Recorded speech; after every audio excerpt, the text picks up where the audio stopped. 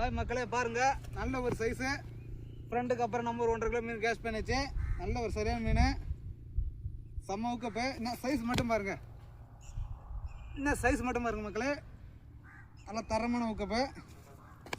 ஆடா சரியான அடிங்க, தரமான அடி. நண்பருக்கு அப்புறம் நம்ம ஒரு மீன் பிடிச்சாச்சு, அவர்கிட்ட போய் சொல்ல வேண்டியதான். சரியான ஒரு மீன், 2 ஊக்கும் சரியான ஏற்றி இருக்குது பாருங்க. பாய் மக்களே, பாய்.